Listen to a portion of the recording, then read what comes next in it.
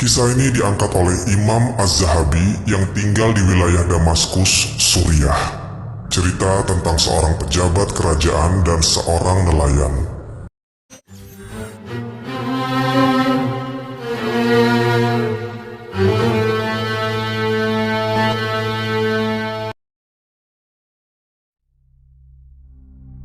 Kisah tentang mustajabnya doa orang yang teraniaya.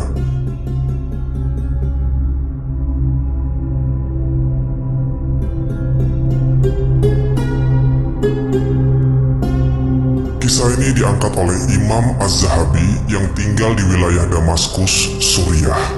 Cerita tentang seorang pejabat kerajaan dan seorang nelayan.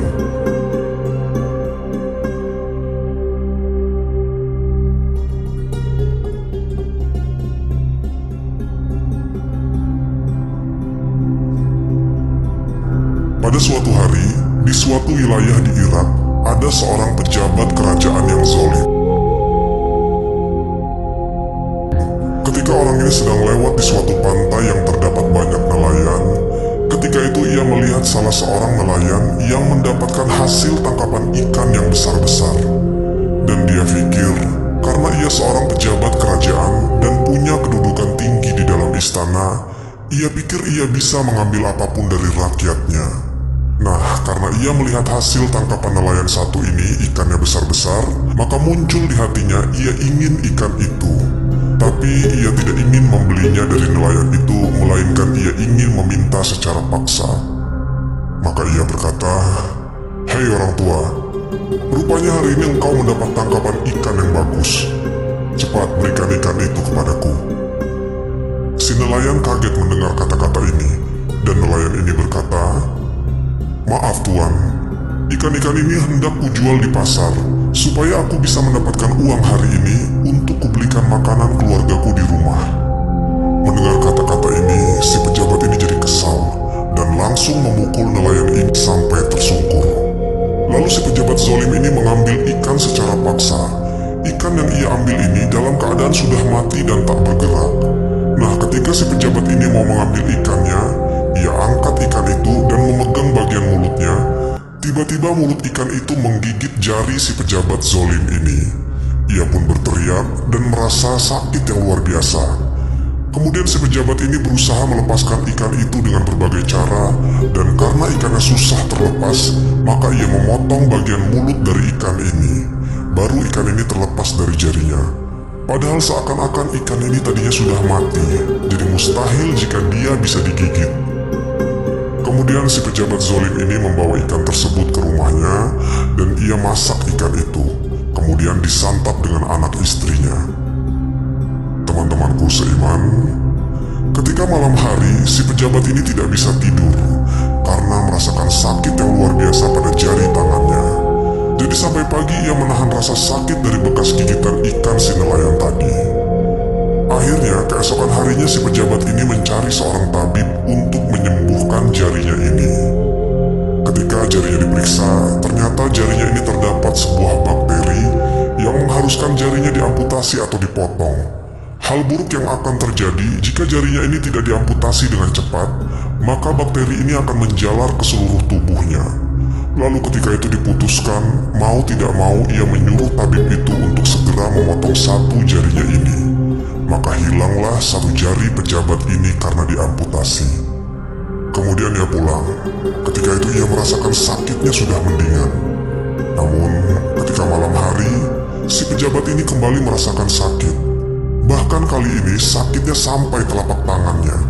Ia merasakan sakit yang berlebih di seluruh jari-jari salah satu tangannya. Dan ia pun sulit tidur malam itu, sama dengan malam kemarin. Ia menahan rasa sakit jarinya yang lain sampai pagi menjelang. Ketika keesokan harinya, ia kembali ke tabib tersebut dan diputuskan bahwasanya ia harus diamputasi seluruh jari-jarinya, kalau tidak bakteri ini akan menyebar ke sekujur tubuhnya.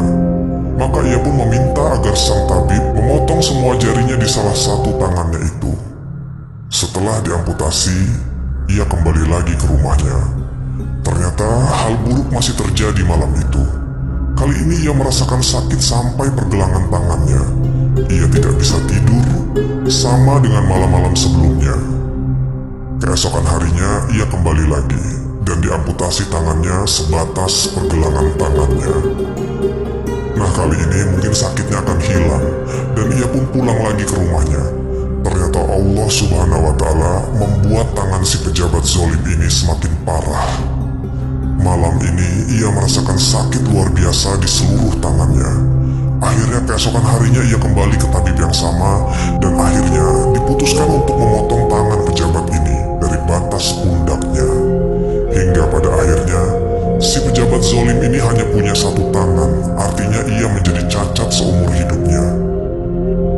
Bukannya sembuh, malahan malamnya ia merasakan sakit di sekujur tubuhnya. Ia tidak bisa duduk, tidak bisa juga berbaring. Semuanya serba salah, dan ia takut kalau harus memotong bagian tubuhnya yang lain. Akhirnya, keesokan harinya ia mendatangi seorang alim ulama yang ada di kota itu. Kemudian si pejabat zolim ini bercerita tentang penyakitnya. Ia bercerita awalnya yang sakit hanya satu jarinya saja. Namun sekarang tangannya diamputasi dan sekarang ia merasakan sakit di sekujur tubuhnya.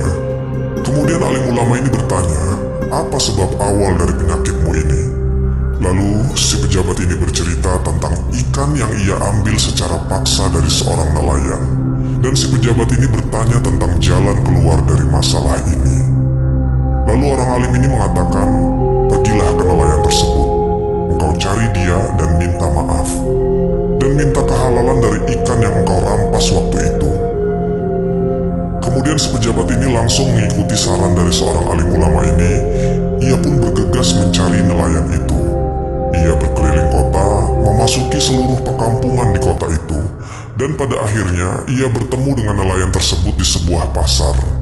Ketika itu ia melihat si nelayan sedang berjualan ikan hasil tangkapannya di pasar.